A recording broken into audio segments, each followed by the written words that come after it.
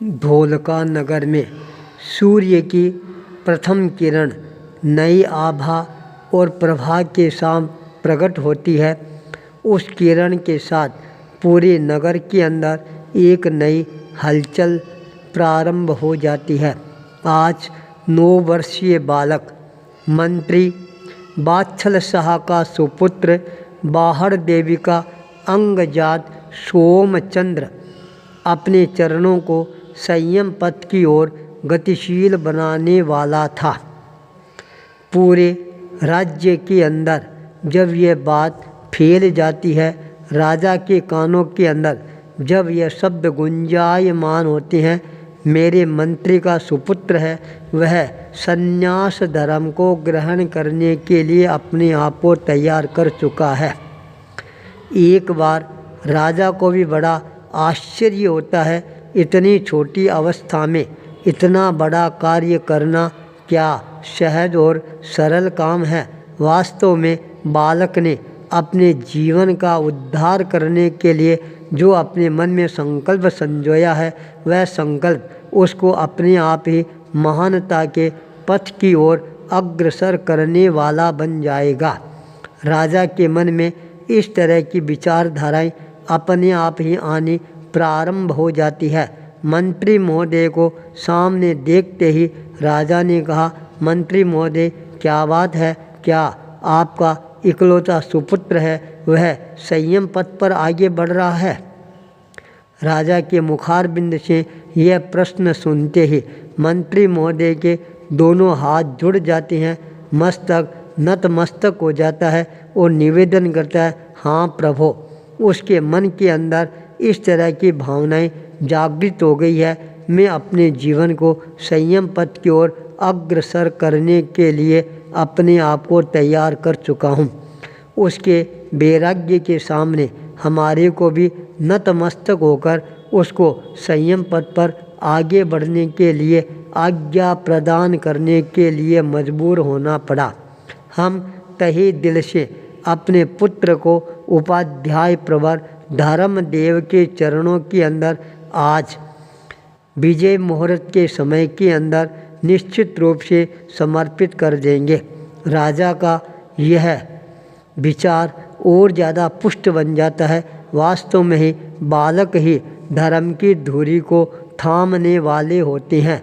राजा ने तत्काल कहा, मंत्री महोदय आपका सुपुत्र दीक्षा ले रहा है, यह आपका सुपुत्र नहीं है, यह एक तरह से हमारे पूरे धोलका नगर का ही सुपुत्र है। इसलिए इसके दीक्षा समारोह के अंदर हम स्वयं वहाँ पर उपस्थित रहकर इसको संयम पथ पर आगे बढ़ने के लिए अपना आशीर्वाद प्रदान कराएंगे।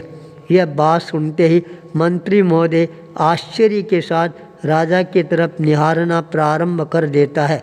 राजा ने तत्काल आदेश दिया, मंत्री महोदय जब आपका सुपुत्र आपके घर से संयम पथ पर आगे बढ़ने के लिए अपने कदमों को आगे बढ़ाए, उस समय अपना राजकीय लाभ लश्कर है वह उसके साथ के अंदर अवश्य ही होना चाहिए और मैं भी तैयार हो रहा हूँ संयम पथ के पथिक को आशीर्वाद प्रदान करने के लिए। राजा स्वयं अपने आप को तैयार करना प्रारंभ कर देता है। जब राजमहलों के अंदर दासियों के द्वारा राजमाताओं के कानों के अंदर आवाज़ गूंजती है, रानियों के कानों के अंदर आवाज़ गूंजती है, आज हमारे मंत्री महोदय का सुपुत्र है, वह संयम पथ पर अपने चरणों को गतिशील बना रहा है। सभी के मन के अंदर उस बालक के प्रति आकर्षण के भाव जागृत होने प्रारंभ हो जाते हैं।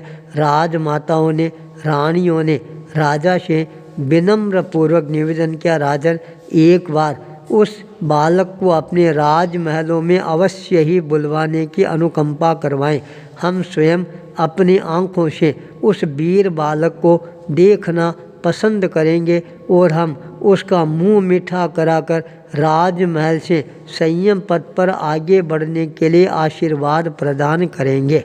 यह बात सुनते ही राजा भी इस बात के लिए सहमत हो जाता है और तत्काल अपने अनुचर को मंत्री महोदय को लाने का आदेश प्रदान कर देता है। मंत्री महोदय जब पहुँचते हैं, राजा ने आदेश दिया, मंत्री महोदय तुम्हारा सुपुत्र जब घर से रवाना हो सबसे पहले हमारे राजमहलों में दस्तक देनी चाहिए।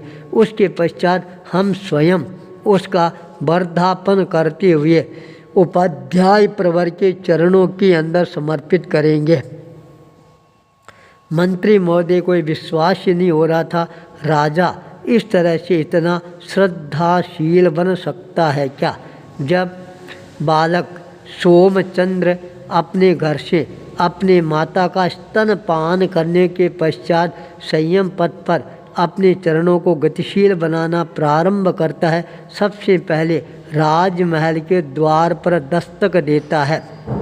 राजमहल में पहुंचते ही सारी रानियां, राजमाता उस बालक का स्वागत अभिनंदन करती है और उस बालक को अपनी गोद में उठाकर खिलाना प्रारंभ कर देती है और कहती है, वाह, बालक का जो चेहरा है वह चेहरा तो चंद्रमा की तरह चमक रहा है, देदीप्यमान नज़र आ रहा है।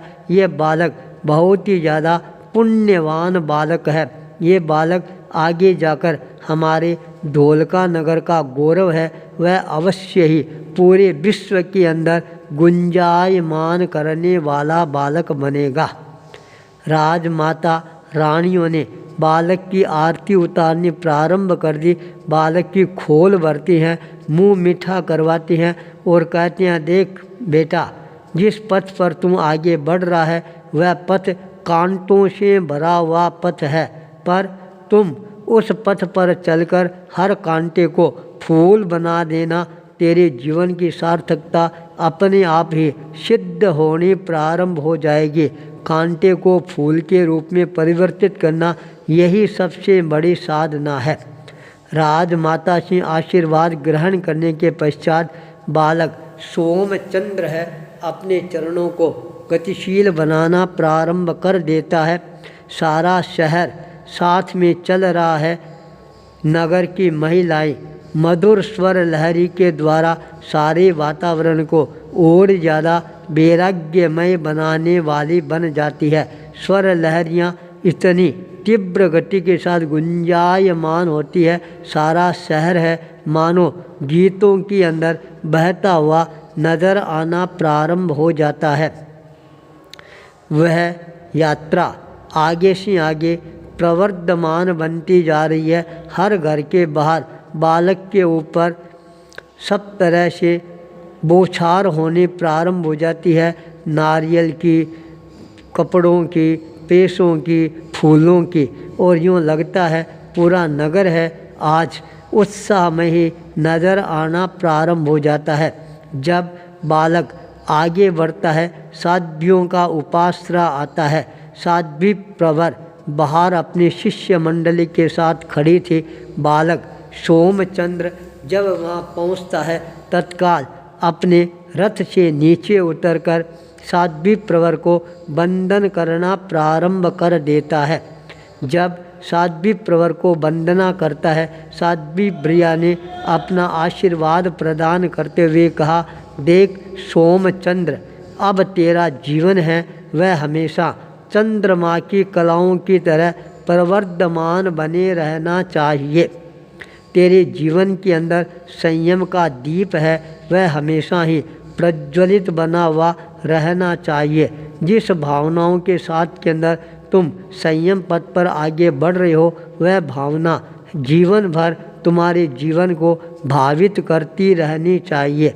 साध्वी वरिया का यह आशीर्वाद बालक के लिए और ज़्यादा ओज आहार का काम करने वाला बनता जा रहा था। बालक ने निवेदन किया, अब मैं संयम पथ पर आगे बढ़ रहा हूँ, आप मेरे को अपने मुखारबिंद से मंगल पाठ श्रवण करवाने की अनुकंपा करवाएं। बालक की यह विवेक कुशलता देखकर साध्वी वरिया भी हंसना प्रारंभ कर देती है। बालक को मंगल पाठ का श्रवण करवाना प्रारंभ करती है और कहती है, देख अब तुम ज्ञान में, दर्शन में, चारित्र में, तप में, क्षमा के अंदर आगे बढ़कर अपने जीवन को सार्थकता प्रदान करना।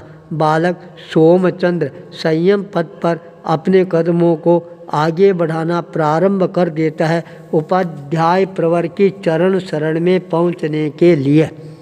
आचार्य भूपेंद्र।